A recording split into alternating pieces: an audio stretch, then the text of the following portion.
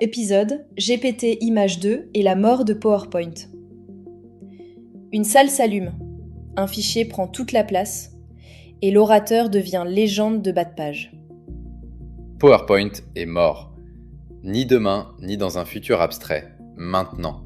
Il est mort là où ça compte, dans le geste même de présenter. Les vieux fichiers traîneront encore un moment. Ce ne sera pas une survie, ce sera de l'archive. Le cœur est parti. La scène, on la connaît. Une salle de réunion, un écran trop blanc, quelqu'un lance un deck. L'orateur se retourne, sa voix baisse, il lit. La salle lit aussi. À cet instant, elle n'écoute plus, elle déchiffre. La personne ne parle plus à des gens, elle escorte un document qui vient de lui voler la salle. Le logiciel n'a jamais été le vrai problème. La croyance étrange, c'était de projeter une page et d'appeler ça une présence.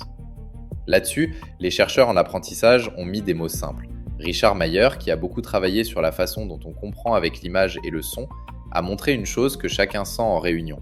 Lire et écouter la même chose fatigue. L'œil et l'oreille se battent pour la même information. Edward Tufte, lui, attaquait PowerPoint depuis un autre angle. Ce qu'il voyait, c'était une pensée aplatie jusqu'à devenir rassurante. Il ne détestait pas les slides parce qu'elles étaient moches, il leur reprochait de réduire le raisonnement.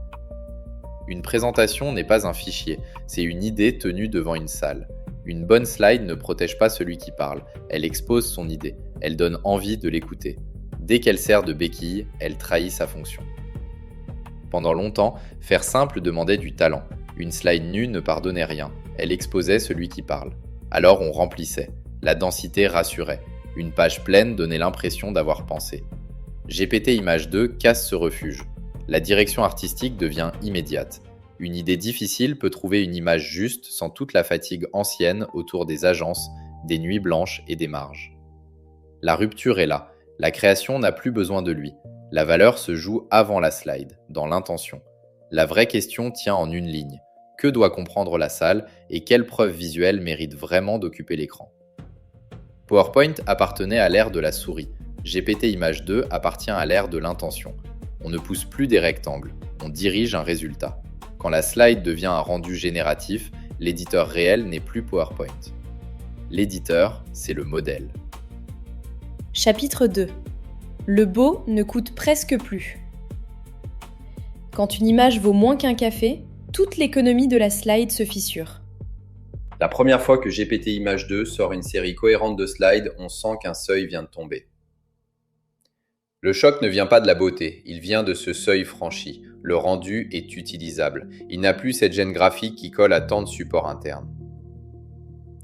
Le beau coûtait cher en entreprise, même quand il n'apparaissait dans aucun budget. On le voyait tard le soir quand quelqu'un rouvrait le deck juste pour le rendre présentable. On croyait faire une retouche. 1 heure disparaissait. Avec GPT Image 2, l'ordre de grandeur change brutalement. Les prix officiels se lisent en token et dit comme ça, personne ne ressent vraiment ce que ça change. Il faut traduire. Dans la vraie vie, on ne compare pas une image à une autre API. On la compare à 1 heure de cadre, de consultant ou de designer passé à sauver une slide. Une image utilisable tombe dans une zone de quelques centimes avec des versions haute qualité qui peuvent monter à quelques dizaines de centimes. Face au coût d'1 heure humaine qualifiée, ce n'est plus une baisse de prix, c'est le coût qui tombe sous le seuil du bruit. Et quand le beau ne coûte presque plus rien, il cesse d'être une finition pour devenir une matière première. La discussion quitte l'esthétique, elle devient industrielle. Avant, on envoyait le même deck à tout le monde, il tombait toujours un peu à côté. Il était trop précis pour certains, trop vague pour d'autres, rarement ajusté à la décision du jour. L'IA casse cette contrainte. Le même fond peut prendre la forme qu'exige la salle. Ce n'est pas de la décoration, c'est le cœur du marketing. Une slide de Comex était déjà une publicité. Elle vendait une lecture du futur et rendait une option plus acceptable. Simplement, cette publicité interne était fabriquée avec un outil de bureautique. GPT Image 2 lui donne une autre puissance. Un risque n'est plus une ligne dans un tableau. Il devient une scène que la salle peut discuter. Là, quelque chose change. On ne parle plus seulement d'un chiffre rouge dans une cellule, mais d'une situation que tout le monde voit. Et quand la salle voit la même chose, la discussion peut enfin commencer. Pour mesurer le contraste, on peut regarder la publicité officielle. Le BUMP, le baromètre du marché publicitaire français, évalue les recettes publicitaires nettes des médias à 18,9 milliards d'euros en 2024. Ce chiffre mesure la publicité visible, celle qui achète de l'espace, mais il laisse hors champ une autre publicité, plus discrète, celle qui vit dans les entreprises. Elle ne passe pas par les écrans médias, elle se paie en temps de travail. Elle habite les supports qui font préférer une option. PowerPoint a été le plus grand marché publicitaire non mesuré, non pas parce qu'il vendait du shampoing, mais parce qu'il rendait des idées acceptables. GPT Image 2 ne remplace pas seulement un logiciel, il reprend cette machine à fabriquer l'adhésion. Chapitre 3. L'éditeur change de camp. PowerPoint affichait des objets. L'IA livre des rendus. La main perd la partie. Une slide PowerPoint, historiquement, c'est un assemblage d'objets. On déplace un titre, on corrige une marge, on croit avancer parce que la main travaille. Cette logique vient de fermer la porte derrière elle. Une slide générée par GPT Image 2 arrive comme un rendu. L'atmosphère est là, la hiérarchie visuelle aussi. PowerPoint peut encore recevoir l'image, mais il ne gouverne plus la substance. Il encadre ce qui a été pensé ailleurs. La compétence se retourne. Le bon utilisateur n'est plus celui qui connaît les raccourcis, c'est celui qui sait si l'image sert le message. Même la correction change. Avant, on déplaçait un bloc. Maintenant, on dit au modèle ce qui sonne faux. Ça fait trop publicitaire, ça manque de tension, le titre étouffe. On ne corrige plus seulement la forme, on corrige l'intention. Un chiffre instable peut rester en surcouche, un logo aussi, mais le cœur visuel naît ailleurs.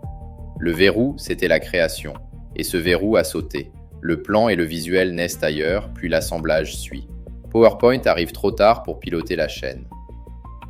On peut le dire simplement, PowerPoint n'est plus l'atelier, c'est la vitrine d'un magasin dont l'arrière-boutique a déjà déménagé.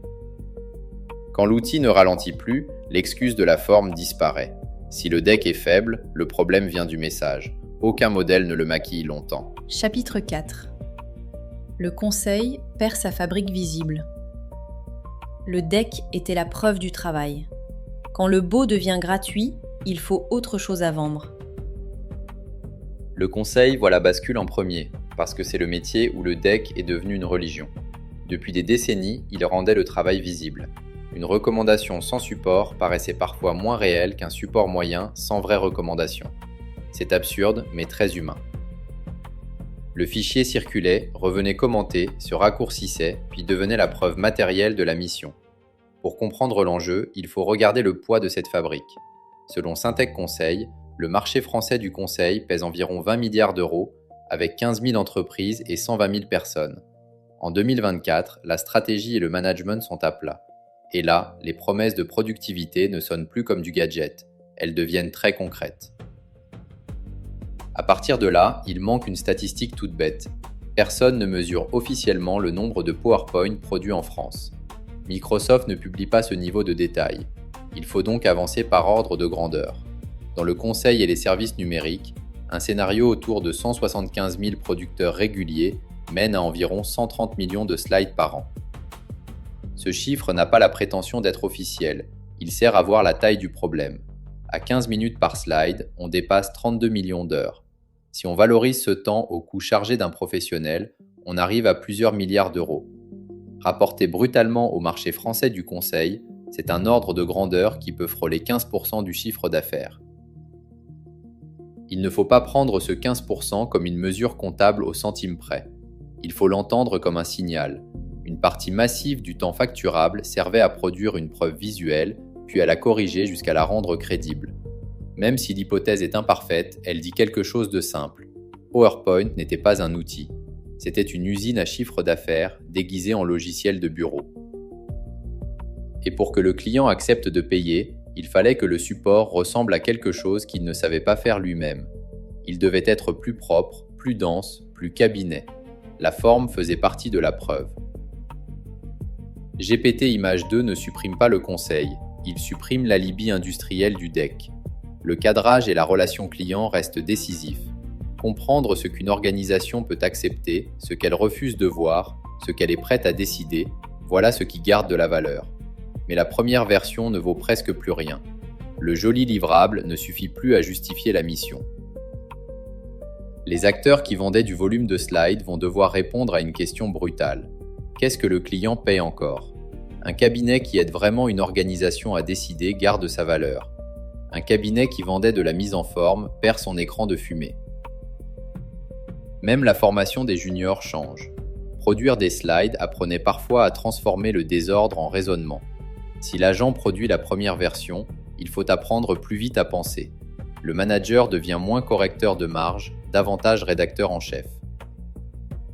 Le client ne paie plus l'emballage, il paye l'arbitrage plus clair, porté par quelqu'un capable de dire « Voici le vrai choix, voici ce qu'il coûte, voici ce qu'on ne peut plus repousser ». Le livrable ne fait plus écran, il faut avoir quelque chose à dire. Chapitre 5.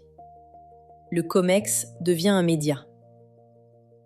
Quand le récit s'adapte à la salle, la réunion change de nature. PowerPoint était partout où une organisation devait se vendre une idée à elle-même. Dès qu'il fallait défendre un budget, porter une réforme ou expliquer un retard, le support cadrait le réel et rendait une option plus acceptable. Pensez au COMEX où 3 directeurs se battent autour d'une slide. Ce n'est pas le chiffre qui tranche, c'est la manière dont il apparaît à l'écran. Et ce phénomène dépasse largement le conseil. Pour prendre la mesure du terrain, l'INSEE recense environ 5,2 millions d'entreprises marchandes en France, hors agriculture et secteur financier. Toutes ne produisent pas des decks stratégiques, mais dès qu'une organisation manage, vend ou pilote, une présentation apparaît. Le chiffre exact importe moins que le phénomène. Des millions d'heures finissaient dans des supports qui pesaient ensuite sur les décisions. Le comité de pilotage résume le problème. Trop souvent, la réunion devenait une lecture lente. Quelqu'un affichait la page, commentait ce qui était déjà écrit, puis passait à la suivante. Tout le monde parcourait un document qui aurait dû être lu avant. Le rituel rassurait. Il donnait l'impression que le projet était maîtrisé, mais il décidait mal. L'IA permet autre chose. Le support visible peut rester court. La donnée reste disponible derrière. Si la salle pose une question, le système fait remonter la preuve utile. La slide n'a plus besoin de porter toute la mémoire du projet. Elle porte l'attention du moment. Le COMEX rend ce basculement évident. Une direction générale n'a pas besoin d'un roman en 80 slides. Elle doit comprendre le choix décisif. Le vieux deck mélangeait tout parce qu'il fallait prévoir au cas où. On mettait la preuve, la nuance et la peur dans le même fichier. Le nouveau système sépare la scène principale de la profondeur disponible. La donnée n'est plus enterrée dans les annexes. Elle devient une réponse. C'est efficace, donc c'est politique. Présenter, ce n'est jamais seulement informer. C'est choisir ce qui apparaît en grand. C'est décider ce qui reste discret. GPT Image 2 amplifie ce pouvoir de cadrage. Il exige davantage de responsabilité. Chapitre 6. Le beau peut mentir mieux. L'image parfaite peut faire croire qu'un raisonnement existe. C'est exactement là que ça devient dangereux.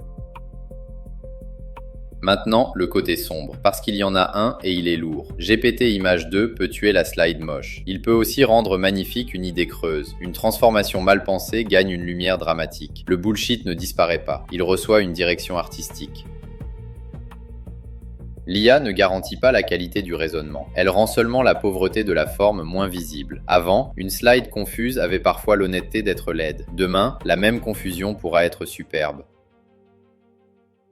Le danger ne vient pas seulement de l'erreur, il vient de l'erreur bien racontée. Dans une entreprise, la forme influence la décision. Ce pouvoir existait déjà, mais il était coûteux. L'IA le met entre beaucoup plus de mains, sans donner automatiquement la maturité qui devrait aller avec. La mise en page ne fera plus illusion. Ce qui comptera, ce sera le jugement. Il faudra sentir la différence entre une image qui éclaire et une image qui flatte. C'est plus difficile qu'il n'y paraît. Une image réussie donne envie d'être d'accord avec elle. Elle peut fermer la discussion au moment précis où il faudrait l'ouvrir. C'est exactement le vieux reproche de Tuft, mais avec une nouvelle puissance. Il craignait l'appauvrissement de la pensée. L'ère générative ajoute un risque. L'image parfaite peut donner l'impression qu'un raisonnement existe. La réponse n'est pas de revenir au vieux deck gris, elle consiste à pouvoir vérifier. Une présentation générative doit laisser voir ses preuves. L'image sert l'idée, jamais l'inverse. Plus la slide est simple, plus la parole doit être solide. On ne commence pas par chercher une image, on commence par décider ce que la salle doit comprendre. Ensuite seulement, l'image incarne ce message. Le modèle peut aider, le professionnel, lui, juge. La main perd de l'importance, l'œil en gagne. Il faut sentir le moment où l'image impressionne plus qu'elle n'éclaire, puis avoir le courage de la refuser. Dans un monde où l'infographie devient instantanée, la vraie question n'est plus « est-ce joli ?». La vraie question est « qu'est-ce que cette image essaie de me faire croire ?» Donc non, ce n'est pas juste une histoire de productivité. C'est la manière de convaincre, dans les organisations, qui est en train de basculer. Chapitre 7. après PowerPoint. Le fichier reste dans les dossiers. Le pouvoir, lui, a déjà changé de main. Si PowerPoint s'écroule, c'est parce que son geste a perdu son sens. Ouvrir un fichier pour penser en slide, déplacer des blocs, sauver la présentation par la mise en forme, tout cela appartient à une autre époque. Après lui, il n'y aura pas moins de présentations. Il y en aura davantage, avec moins de pages et plus d'images. La rareté ne sera plus le support propre, mais la capacité à dire quelque chose de vrai devant une audience précise. Cette bascule peut redonner une place à l'orateur. Une image tient l'attention, la preuve reste disponible si la salle la demande. L'orateur, enfin, reparle aux gens. Rien n'est automatique. Une organisation peut clarifier ses décisions ou produire 10 fois plus de théâtre stratégique. La technologie ne choisit pas à notre place. Elle donne une puissance dont il faudra décider l'usage. Derrière PowerPoint se cachait une infrastructure de pouvoir. GPT Image 2 la reprend et la reconfigure. Alors oui, la conclusion est brutale. PowerPoint était l'atelier de la slide. GPT Image 2 a baissé le rideau. Le vrai travail commence avant. Il faut clarifier le message, tenir les chiffres et savoir ce qu'on veut faire comprendre. Le beau est devenu facile. Le jugement, lui, commence seulement à coûter cher. C'était GPT Image 2 et la mort de PowerPoint. Si cet épisode vous a fait voir vos prochains decks autrement, partagez-le à quelqu'un qui passe trop de temps sur ses slides. Et dites-nous ce que vous en pensez. Est-ce que l'IA va vraiment libérer la parole en réunion ou juste fabriquer des fichiers plus beaux ? Vos commentaires nous aideront à préparer la suite. Merci de votre écoute et à très bientôt.